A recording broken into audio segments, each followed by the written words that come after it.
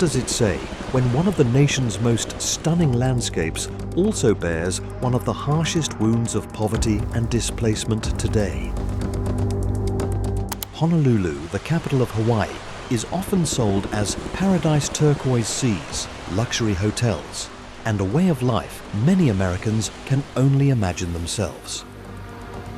Yet beneath this postcard image lies a hard truth, a homelessness crisis that has become impossible to overlook now. For decades, the islands have held the nation's highest homelessness rates per capita, with Honolulu standing firmly at the center of the crisis year after year. The story unfolding here is not just about tents on beaches or encampments tucked beside highways. It is a story about America's conscience, about whether a nation as wealthy as ours can permit its people to survive without shelter at all. The harsh truth behind homelessness in Honolulu. The latest point-in-time survey conducted in 2024 identified 4,494 people experiencing homelessness on the island of Oahu, home to the city of Honolulu. That figure reflects a 12% rise from 2023. For a community that has wrestled with persistent homelessness for decades, this increase is deeply troubling. Even more alarming, nearly 62% of those counted were unsheltered, sleeping in tents, improvised camps, or directly on sidewalks and streets. In practical terms, that means close to 2 out of every 3 individuals had no roof, no permanent bed, and nowhere stable to seek refuge. I'd say housing crisis, not a lot of people have control over what's going on. It's very high priced here. Hawaii is very hard to catch a living if you're not staying with a family. You don't have really many places to go. Could be, and in a way, I choose to be out here because it's kind of expensive. I can't afford it.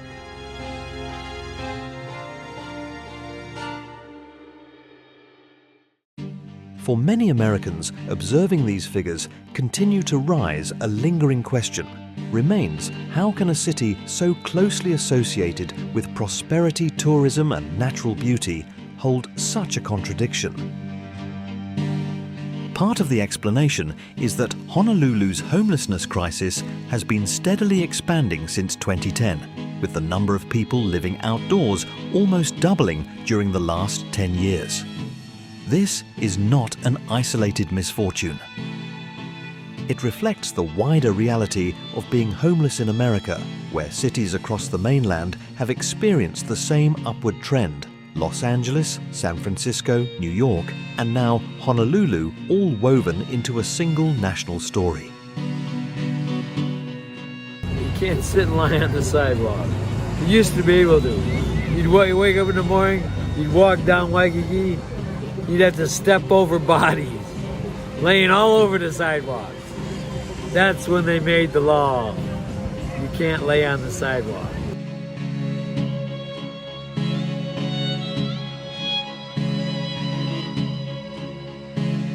What sets Honolulu apart, though, is the severity of its situation. Alongside being among the most expensive housing markets in the country, the city struggles with structural challenges that intensify every hardship. Emergency shelters remain overcrowded. Public support systems are stretched thin, and despite public initiatives to increase short-term housing, the sheer scale of need often surpasses available capacity. This goes beyond a small number of people slipping through gaps. It represents a systemic breakdown, one that leaves thousands without the basic dignity of having a place to call home. As evening falls over, Waikiki visitors retreat to beachfront hotels, while only miles away, families prepare for another night in tents without safety or certainty. The contrast is so stark, it becomes unsettling. Can a city endure such extremes luxury resorts, standing beside expanding encampments without confronting its own moral direction? who faces the greatest risk? Homelessness in Honolulu does not impact all residents in the same way. Certain communities are far more vulnerable, shaped by financial strain, systemic bias, and unstable health conditions.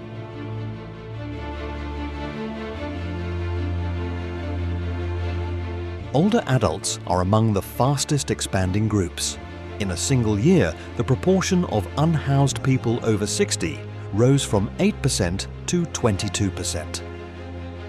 For seniors, once housing is lost, rebuilding stability becomes extraordinarily difficult. Living outdoors in one's 70s is not only humiliating but physically dangerous. Mr. Tanaka, a 71-year-old former security officer, lost his apartment after rent climbed beyond his fixed income. Today, he sleeps near Ala Moana Beach Park, depending on donated food. "I worked my whole life," he says softly, "and yet here I am." His experience reflects the breakdown of safety nets once believed dependable.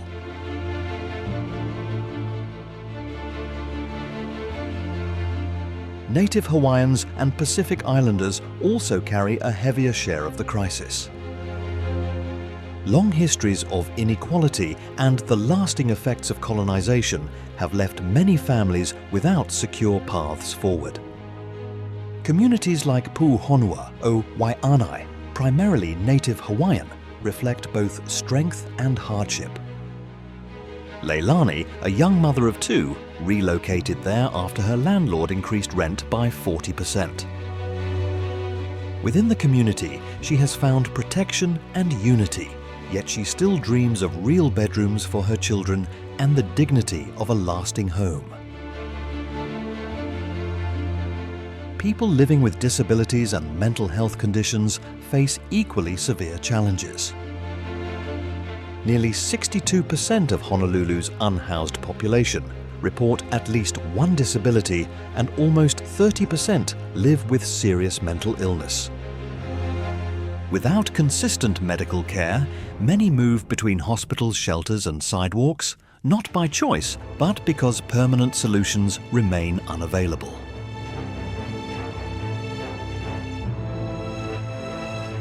Families with children have become an increasingly visible part of the crisis.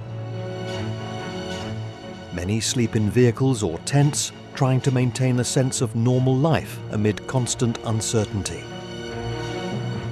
For children, this instability disrupts schooling health and emotional growth, leaving wounds that can endure for years. Together, these stories expose a painful reality. Homelessness in Honolulu affects seniors, Indigenous people, the disabled and children alike. It spreads through the community, pushing us to ask who is truly protected from this crisis, and how many more must fall before real change begins.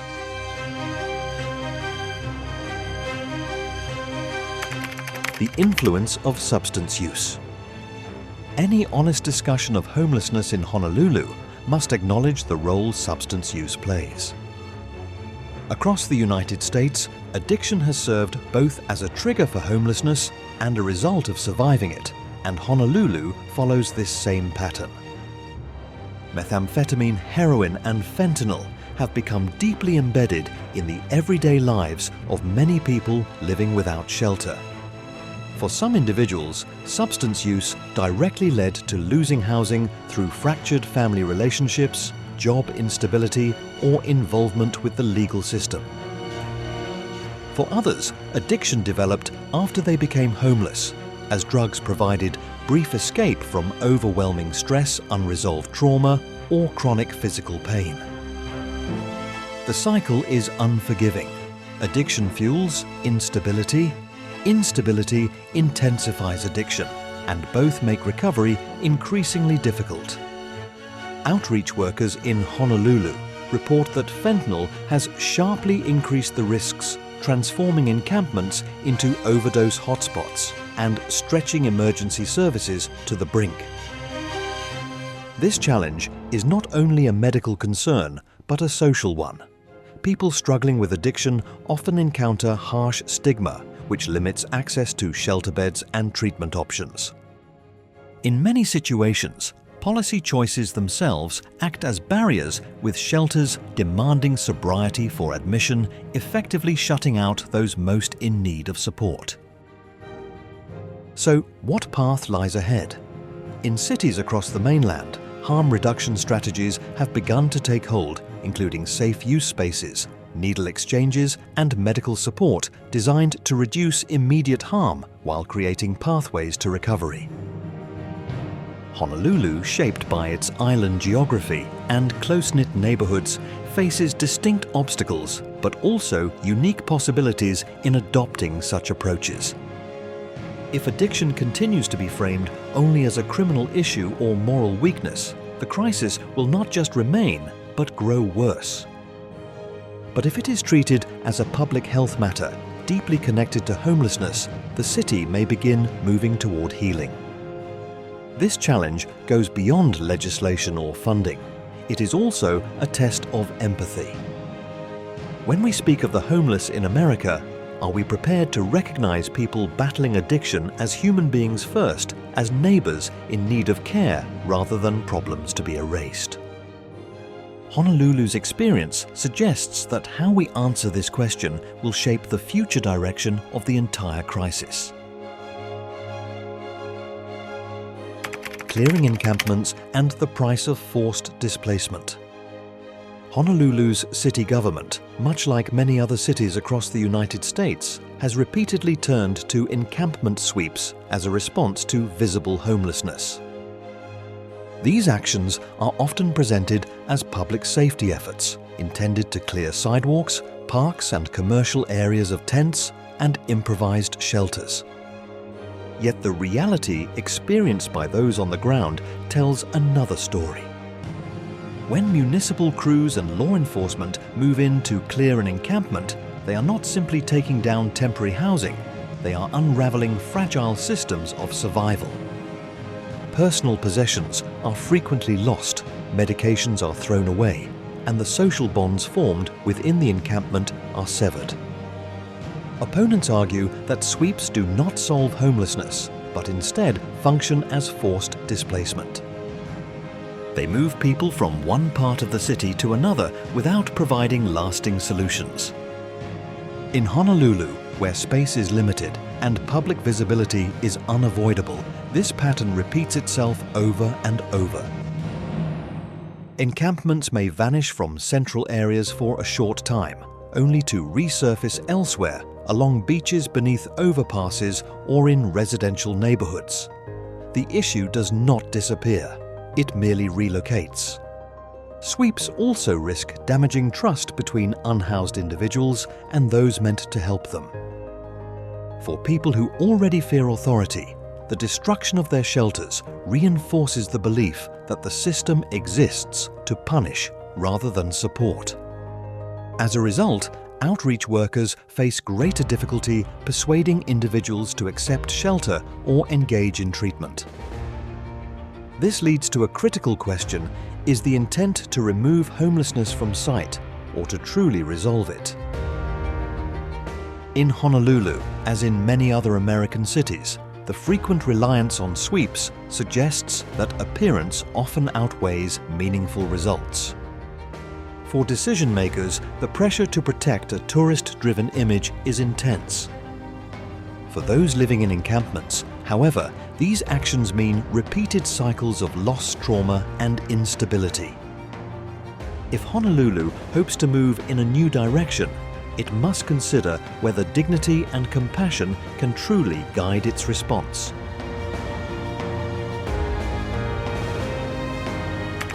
Housing costs and the weight of everyday survival. At the core of Honolulu's crisis is a harsh economic reality.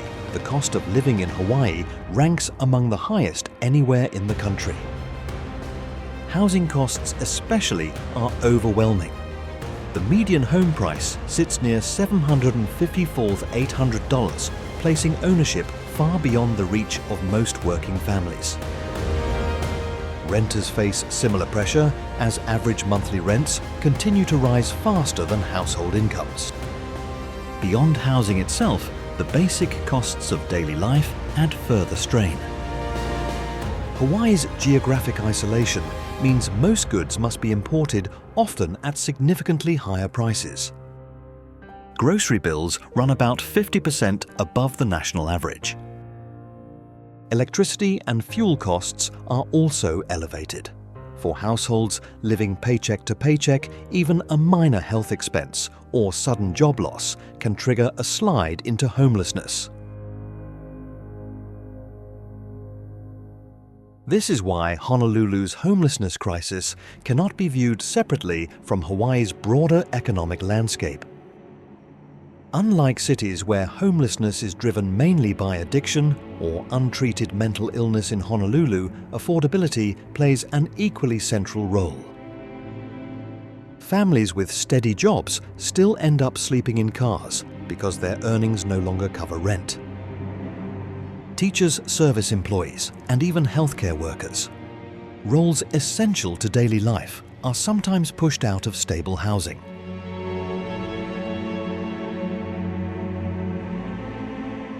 This reality exposes a painful contradiction. While Honolulu flourishes on tourism dollars, with visitors spending billions each year, the workers supporting that economy often cannot afford to live near the hotels they serve. Without major investment in affordable housing, the divide between those who live securely in Honolulu and those forced onto the streets will only grow wider. In truth, the affordability crisis is not limited to Hawaii. It reflects the broader struggle of being homeless in America. But in Honolulu, the intensity of the housing market makes the consequences especially severe. Government responses and their boundaries. City and state leaders in Honolulu have not been passive in confronting the crisis. In recent years, officials have tested multiple strategies, ranging from tiny home villages and cowhale communities to expanded shelters and permanent supportive housing, or PSH. Each approach offers potential benefits as well as clear limits, and experiences from across the United States offer guidance on what Honolulu could accomplish with careful choices.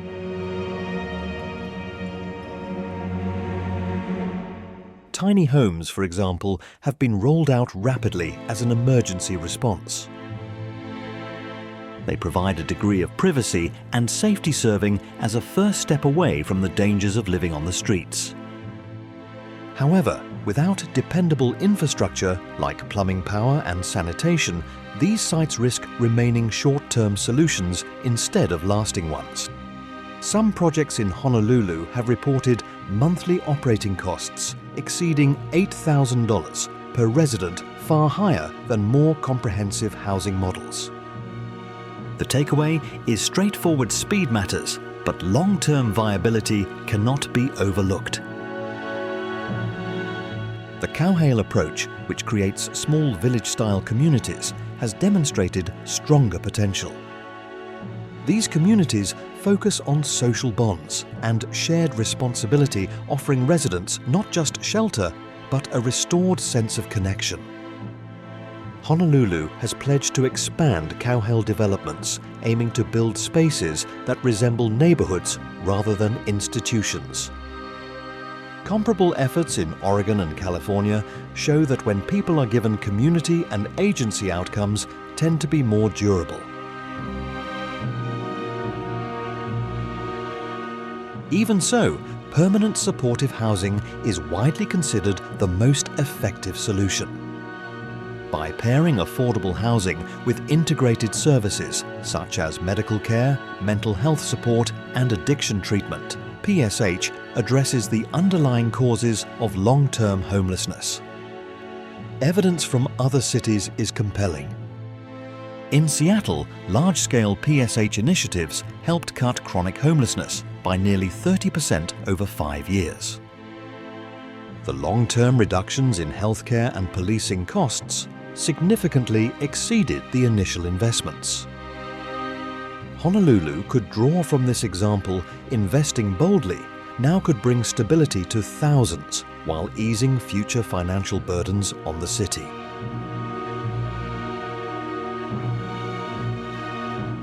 Despite these initiatives, major challenges remain scarce, land extremely high, property values, zoning limits, and neighborhood resistance. And although leaders often speak with empathy, the ongoing use of encampment sweeps highlights a gap between stated intentions and real practice. Honolulu now faces a defining moment. Will it continue relying on costly temporary measures, or will it find the political resolve to fully embrace housing-first solutions? That choice will shape the city's future for generations to come. A first-hand reflection. After 20 years spent studying homelessness in America, I view Honolulu's crisis with a mix of grief and urgency. I have walked through encampments where families share food prepared on improvised stoves, where elders sit beneath tarps trying to escape the rain, and where children hunch over notebooks lit only by a small flashlight. These are not brief glimpses. They are everyday conditions for thousands of people. The real question is not whether we can afford to act, but whether we can afford to remain passive. Each year of delay pushes the crisis further, increasing costs for hospitals, policing, and social services while weakening public trust. Honolulu's natural beauty intensifies the contrast, making the suffering even harder to ignore. Yet that same visibility offers a chance, an opportunity to lead, to prove that even a tourism-driven city can choose compassion and invest boldly in housing and healthcare.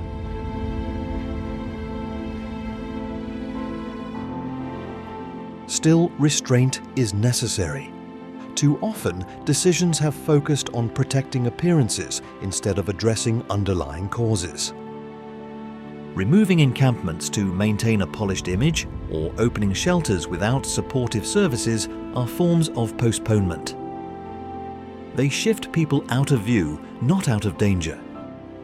True progress demands bravery, the courage to define housing as a human right to construct affordable homes, even in wealthy areas, and to recognize every unhoused person as a citizen rather than a liability. Here, the role of the community is essential. Policies and funding matter, but lasting solutions will emerge only when residents accept shared responsibility. Faith organizations, neighborhood groups, schools, and local businesses all hold the power to change attitudes. When a city's people unite in demanding dignity and compassion for their neighbors, policy inevitably follows. The challenge is stirring that collective responsibility before the crisis becomes irreversible. Conclusion. Honolulu's homelessness emergency stands as a powerful reminder of America's wider battle with poverty and displacement unfolding beneath the image of paradise. Rising housing prices, addiction, and deep-rooted inequities drive this crisis, while the strength of communities such as Puahonua or Waiane endures. Honolulu now confronts a decision to address this as an immediate emergency or allow it to shape tomorrow. Meaningful change requires housing-first strategies, affordable housing, and humane care. Homelessness is not unavoidable. It remains a challenge we solve. Visit w.hawaiihelps.org to support local initiatives and join the fight for dignity and homes for all.